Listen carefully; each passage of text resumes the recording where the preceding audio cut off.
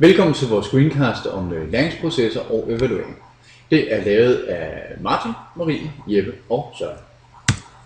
Og i vores screencast der har vi udvalgt noget teori, nogle læringsprocesser og evaluering. Og dernæst har vi så et fiktivt undervisningsforløb, der handler om Salto. Og sidst har vi vores egen læringsmål omkring Salto og dans.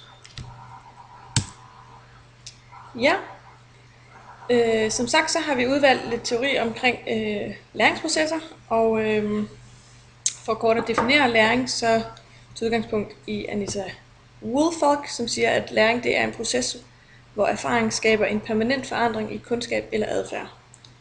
Knud Ilris han definerer det lidt på samme måde, men han formulerer det på den her måde, hvor han siger, at læring er et spørgsmål om kapacitetsændring hos den enkelte.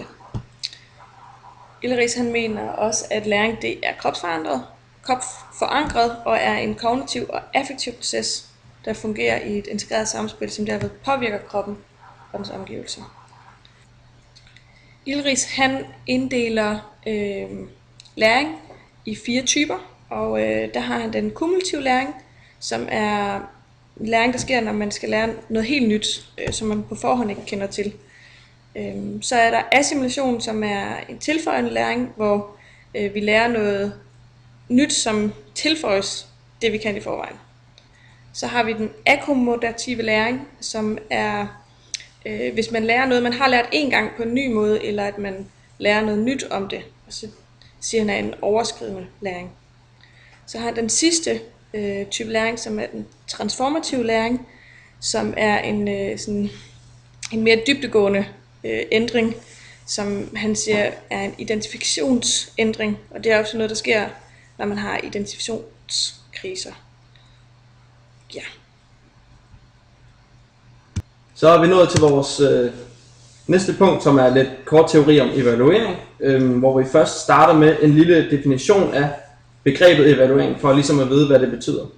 Det er et citat, vi har fundet på Undervisningsministeriets hjemmeside, som lyder, at en evaluering er en systematisk vurdering af proces, indsatser og resultater, og formålet med evaluering er at blive klogere på, hvordan kvaliteten i folkeskolen bliver forbedret. Og når man siger evaluering, så siger man næsten også refleksion, fordi vi mener, at det at reflektere hænger stærkt sammen med at evaluere. Det er næsten meget svært at evaluere uden at reflektere. Så vi har også fundet en lille definition af refleksion, hvordan man bruger det sammen med evaluering, også på Undervisningsministeriets hjemmeside. Der står refleksioner over pædagogiske og didaktiske forhold, herunder i særdeleshed refleksion før, i og efter undervisningen er afgørende betydning, når man ønsker udvikling af sin egen undervisning. Yes, så har vi fundet en model over evalueringens grundstruktur, som er en model for, hvordan evalueringen er bygget op normalt. Man starter øverst til højre på figuren, hvor der står konstatering, som er den information, man starter med at samle ind, for at ligesom finde ud af, hvad man skal evaluere på. Derefter går vi videre, følger pilen ned til vurdering, hvor du vurderer og kigger på de værdier af de informationer, som du lige har indsamlet. Og du reflekterer også nede i vurderingen. Går du videre op, så kommer vi til opfølgningen, hvor du kigger på det, du har reflekteret over, og finder ud af, hvilken konsekvens det skal have. Hvad skal du gøre for at arbejde med de refleksioner, som du har lavet? Hvad skal du arbejde videre med af de informationer, som du startede med at finde? Inden for evaluering, der snakker man om 2 grovformer. Den formative og den summative form for evaluering. Starter vi med den formative, som også er kendt som den procesorienterede evaluering, snakker man om, at det er en formelig evaluering. Det er en procesevaluering, hvor fokus er rettet mod udvikling af elevens proceskompetencer. Det er en meget løbende evaluering, som man bruger løbende. For eksempel kan man i en undervisningstime bruge den midt i timen, så eleverne har noget at arbejde videre med. Man bruger den for at skaffe viden, som kan være med til at skabe mere læring og større udbytte hos eleven. Den summative evaluering, også kendt som resultatorienteret evaluering, er en slutevaluering og en produktevaluering. Det er en meget bagudrettet evaluering, som man bruger til sidst i timen typisk, hvor man snakker om, hvad har vi opnået det vi skulle. Altså den er meget resultatorienteret. Det er ikke bare en evaluering, vi bruger, fordi vi synes, det er sjovt. Det står faktisk i paragraf 13 stykke 2, at elevernes udbytte af undervisningen skal måles og sammenlignes med trin og slutmål. Ja, så er vi nået til vores fiktive undervisningsforløb, og der har vi som sagt taget udgangspunkt i Salto.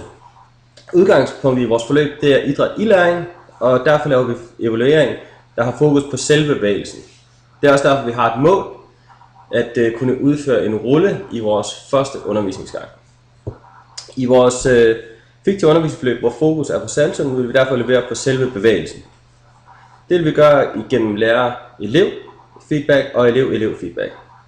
Det har en naturvidenskabelig tilgang, fordi det fokuserer på den korrekte bevægelse.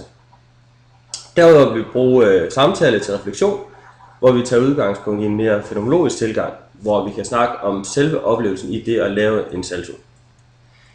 I vores undervisningsplan, der har vi valgt at lave en delprogression, som ifølge Thorsted, hvor man arbejder med en del-helt koncept. Det giver os en mulighed for at arbejde med, det giver eleverne mulighed for at lære springet bedre at kende, og man kan tage en del af springet ud, og så gå i en form for fordybelse, inden man går videre til det næste. På den måde kan man sætte de ting, man har forebyggende lært, sammen til et helt spring. Og gennem vores redskabsgymnastik, der arbejder vi første gang med ruller, og der har vi det, som Torsdag snakker om, en tilvændingsfase. Her arbejder vi med leg og rullen, hvor vi arbejder med for eksempel en flyverleg, hvor vi bruger en skrub madras, hvor eleverne løber op og springer ud, for herefter at bygge en rulle på, hvor de laver en rulle i fart. På den måde kan vi opbygge rullen igen i nogle dele, hvor vi arbejder med tiltagende længde i rullen. Vi arbejder med spasserhænder, som er hænder, hvor man lander på håndryggen i stedet for det håndfladen, og man kan så gå videre til ruller uden hænder. Her er vi stadigvæk på et niveau på gulvet, hvor man så videre kan gå hen og arbejde med en skumpind, hvor man igen kan lave samme øvelser. Det er igen en del af tilvændingsfasen, fordi man arbejder på nye måder. Vi kan nok ikke forvente en kumulativ læring i den her fase, fordi eleverne, må vi gå ud fra, har lært et ruller i tidligere et klassetrin, da det her som sagt er 9. klasses niveau. Når man går videre i vores undervisningsforløb, så går man ned til anden gang, hvor vi snakker om selve saltoen. Der går vi ind i grovkoordineringsfasen, når man snakker om hoppen eller springet selve saltoen. Og der kan man arbejde med, at det ikke altid er hele springet, der lykkes, men dele af springet lykkes. Når man arbejder videre med det, så er det den her, at man snakker om, at ved gentagelse, der opnår eleven kropsfærdigheder, og det er igen læring i idræt. Fordi man gentager øvelsen, og man arbejder med bevægelsen hele tiden. Når man går videre ved det her helt progression, så går vi videre og kommer hen imod, vi formår vi kan komme hen imod finkoordineringsfasen. Og det er her, vi fokuserer på de her gentagelser af eleverne, hvor de koncentrerer sig om en enkelt del af springet, og så derefter arbejder videre til den næste. Automatiseringsfasen, som er den, man forhåbentlig kan opnå ved at øve det mange gange, hvor de ikke så længere meget, de tænker ikke mere over selve bevægelsen, men det er helheden i bevægelsen, de arbejder med. Og så er det til sidst, som Torsdag snakker om, tilpasningsfasen, hvor eleven udfordrer til at udføre færdigheden i nye situationer, og det kan så være fra nye afsæt eller over andre redskaber. Her har vi vores egen læringsmål, hvor vi starter med at kigge på redskabsgymnastikken. Og udgangspunktet for det er at udføre en salto med et lavt energimoment med eller uden skumpind. Her ser vi så mig lave et tillempet rulle forlæns salto på et skråt underlag, og det er i forhold til progressionen mod den endelige salto.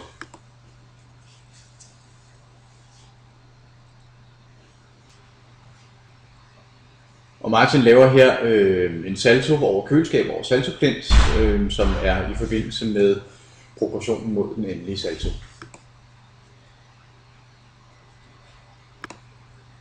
Marie står her og skal til at lave saltoen uden skumplint.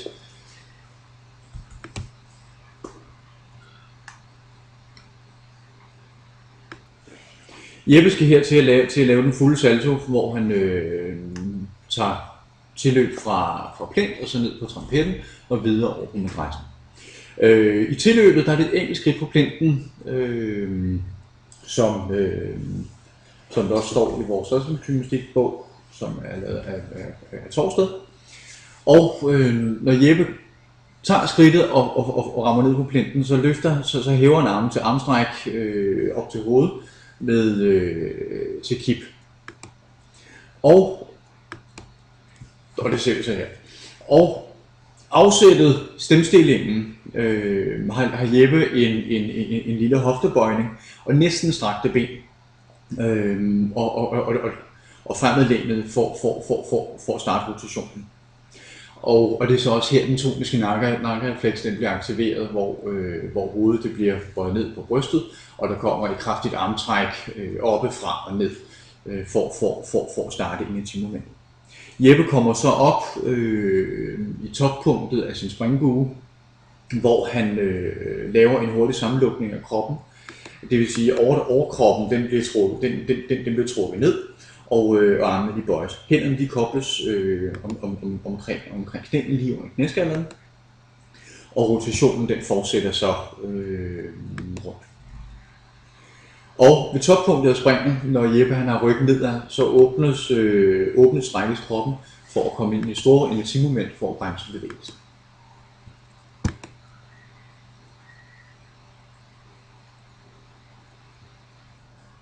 Gennem progression med vores salto har vi opfyldt vores læringsmål om at lave saltoen med lavt inertimoment. Herfra går vi så over til vores egen læringsmål i forbindelse med dansen. Og læringsmålet det er at mestre fægtebevægelsen synkront i den første del af dansen. Og vi anvendte delproportionsmodellen se, gøre, se, videofilme, se, gøre, se for at indøve fægtebevægelsen.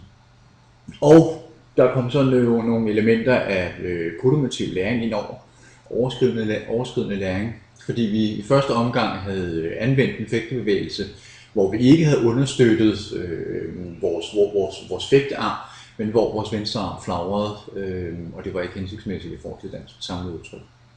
Og derfor så gik vi så ind og ændrede det for at få en mere synkron sekvens.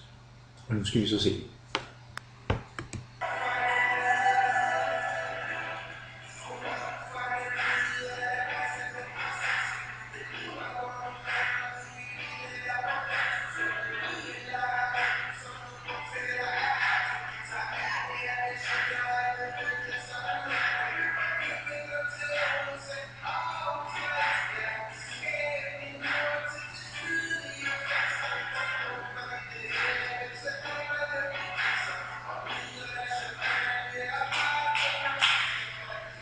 Afslutningsvis så er vores litteraturliste her, hvor vi har brugt Nita Woolfolks definition på læring.